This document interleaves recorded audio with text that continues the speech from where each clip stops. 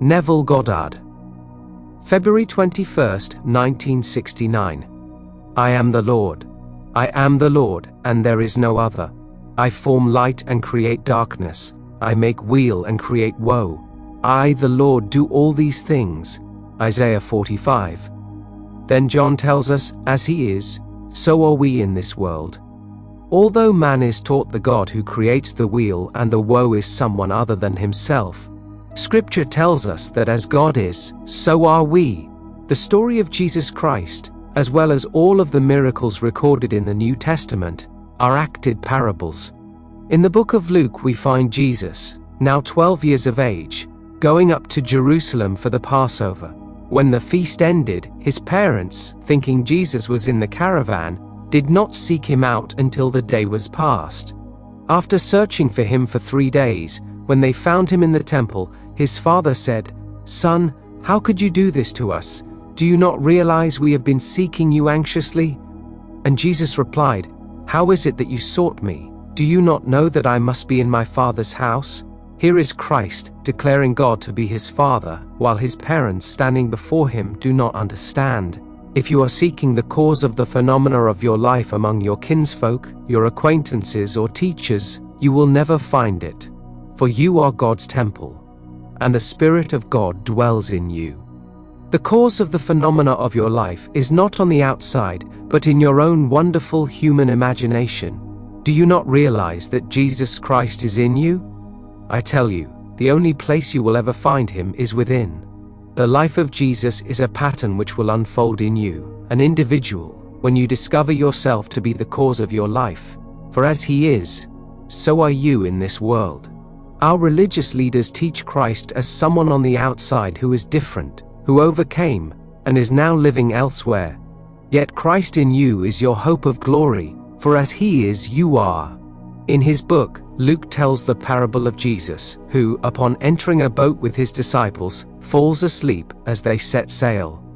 When a storm wind descended upon the lake, they woke him, saying, "Master, we are perishing." Then he rebuked the wind, and the raging waves became quiet, and there was a great calm. I tell you, the one who fell asleep caused the storm, and is the same being as the one who, upon awakening, quails it, for there is no other. In this world Christ is asleep, and the wars, confusions, depressions, and horrors appear because of his dreams, and the world will know no peace, happiness, wealth, or joy until Christ awakes. If you are unaware of your imaginal activity, you are asleep relative to it. You could be dreaming noble, lovely dreams or ignoble ones, but whatever you dream, Christ will externalize. Man is the ark of God in which Christ, God's creative power, is contained. I am the ark of God, not a phantom of the earth and sea. I am the ship in which Christ sleeps as he dreams the storms of my life. And when he awakes, I will know calm and weal. Your own wonderful human imagination is Jesus Christ. Now individualized as John, Mary, Sam, or Sue, you are Christ's outer projection, surrounded by woes and weals because of his dreams. God, as your imagination, can never be so far off as even to be near, for the nearness implies separation. Wherever you are, I am. To say, I am is near, is to claim God is another, but there is no other. You and God are one, for he is your wonderful human imagination. A friend recently shared this vision with me. As he observed buildings, trees, and houses round about him, he realized they were caused by tiny magnetic seeds which were clustered about his feet. As he scraped them off, they instantly reformed themselves to produce automatic changes in his world. What a wonderful experience! In the 40th Psalm we read, "He lifts me up from the pit, out of the miry bog, and places my feet upon the rock." Here we see the foot, the symbol of God's creative power, is lifted up and placed upon the rock, the human imagination. His vision is showing him that he has now become aware of the only causation, and has placed his creative power upon that rock.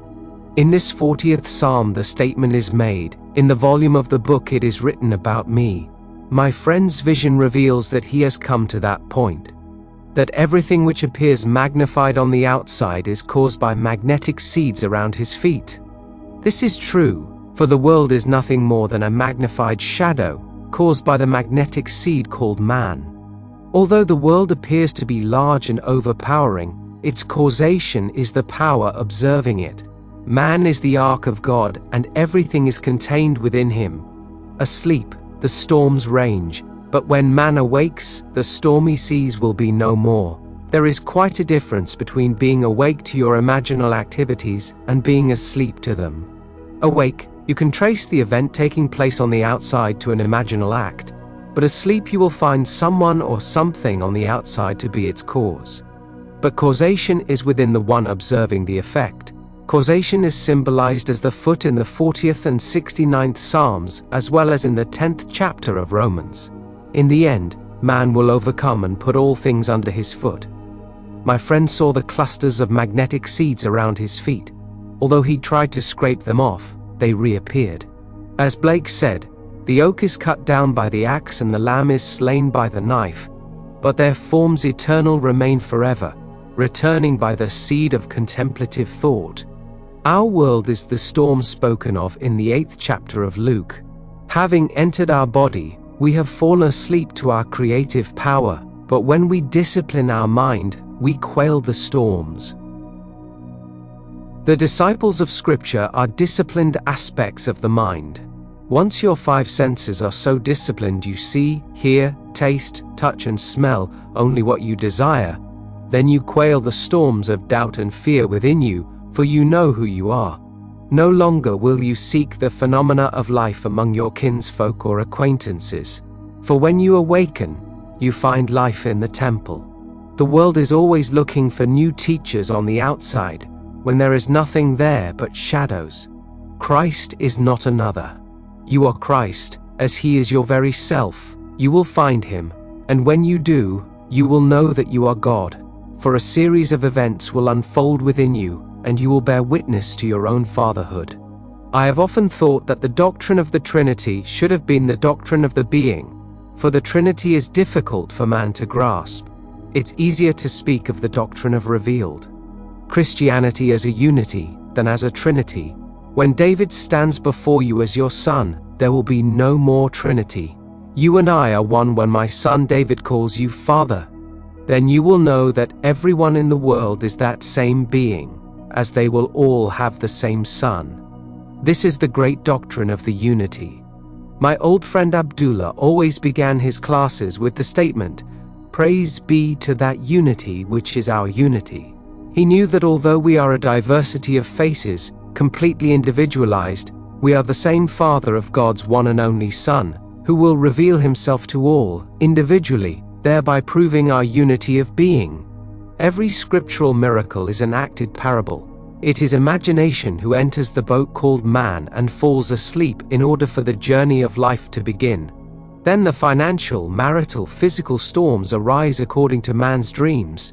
He could dream of something lovely and know healthy, happy storms. But if he does not know that the cause of the wheel is his imaginal activity, he will continue to dwell in the storms of life until the disciples rouse him to remembrance. Awake, you are aware of the thoughts you are creating every moment of time, and carry this awareness into your dream world. You will not falter, for, knowing the world you want to build and its cause, you will be constantly aware of what you are imagining. You will no longer seek your desires among things, but will turn within to find they are all waiting to be fulfilled in God's temple. Now, the numbers 3 and 8 in Scripture are always associated with resurrection. We are told that on the 3rd day the earth rose up out of the deep, and in the book of Exodus it is said that it came to pass on the 8th day. Luke tells us that when Jesus was 12 years of age, his parents searched 3 days before finding him in the temple, asking and answering his own questions. The number 12 is telling us that he had arrived at the point of creativity, that he has now resurrected and moved into the Father's house, for when they found him he said, "Why do you seek me? Do you not know I must be in my Father's house?" Having identified God as his Father, he goes on to claim, "I and my Father are one." Today, as in that day, Men cannot believe that imagination is the cause of the phenomena of life. They will agree that an artist can imagine a lovely picture and bring it forth on canvas, but they cannot relate the same technique to a toothache. Yet there is only one cause. I, the Lord, am the cause, and there is no other. Besides me there is no God. I form light and create darkness. I make weal and create woe. I, the Lord, am he who does all these things. You cannot blame anyone for your misfortune. You could claim a friend betrayed your trust, therein causing your misfortune, but your friend was not the cause. Your dream prompted you to confide in your friend. Causation is not on the outside, it comes from within. As you begin to awake, you discover there is only one God, who is your own wonderful human imagination. My friend saw tiny magnetic seeds swirling around his feet, causing the outer world to appear so large. These seeds of contemplative thought are so tiny they are often ignored and even scraped off, but awareness causes them to reform themselves instantly to magnify their new formation in the outer world. If imagination seeds did not reform themselves, the outer world would vanish and leave not a trace behind, but they do, for the seeds are contained in man. You have the power to rearrange your thought seeds to produce a different pattern in your outer world. This is done by a change of attitude. Think of the world as different, and as you do, you have scraped off the little magnetic seeds, thereby causing their rearrangement. This is the world in which we live. Now, when imagination lifts us up from the pit and places our feet upon the rock, we stand on our own feet. No longer will we stand upon the foot of another, giving the other either our praise or blame. We can, however, be gracious and kind and thank another for the role he played in our drama. But when we stand on our own feet, we realize that everything that happens, be it good, bad, or indifferent, is because of our attitude towards life. Every person, place, or thing is animated and rearranged from within, for as he is, so are we. A good Christian would call that statement blasphemy, yet I am quoting the first epistle, the 4th chapter of the book of John, as he is, so are we in this world. This thought follows on the heels of the definition of God as love, and because God is love, he will not change your imaginal act but will allow it to be externalized. If God changed the act, there would be two of you, one who imagines and one who changes the imaginal act. But, being all love, God instantly plays the parts designated in your imaginal acts and suffers with you because he is dreaming. But one day love will awaken within your skull. He will resurrect and you will begin the real drama, which is to discover your true identity. Coming out of your immortal skull, all of the imagery of Scripture will surround you. The child and the witnesses will be there, but they will not see you, for you will be spirit. While witnessing your spiritual birth, they will speak of you and identify the child as yours, but you will be invisible to their mortal eye. As the great drama unfolds, it appears to take place externally, yet it is within, for you contain eternity within yourself.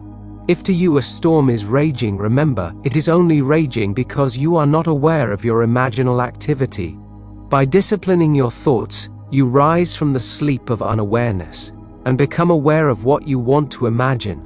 Then the world will change to conform to the change in you. The storm will subside and there will be a perfect calm. Do not look for God outside of the temple, for you are God's temple, and the Spirit of God dwells in you. Ask the average person where he thinks God's temple is, and he will point to a synagogue, cathedral, or church. But God does not dwell in houses made with hands. God is spirit, and dwells in his living temple. Imagine, and God is acting. Believe in the reality of what you are now imagining. Rearrange those little clusters around the foot, and when they are fixed with feeling, relax in the knowledge that your outer world will conform to the new fixation. Although the world appears external, its reality is within, as you are its creative power, dreaming the world into being, for you are an immortal being, wearing a garment of mortality. One day you will awaken from this fantastic dream, to find yourself enhanced by having experienced the mystery of death. I ask you now to take the challenge and change your thinking, although I know it is not an easy thing to do.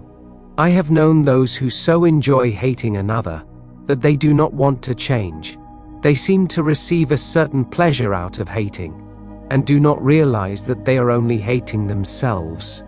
I remember a man in New York City during the Second World War who claimed he despised Roosevelt.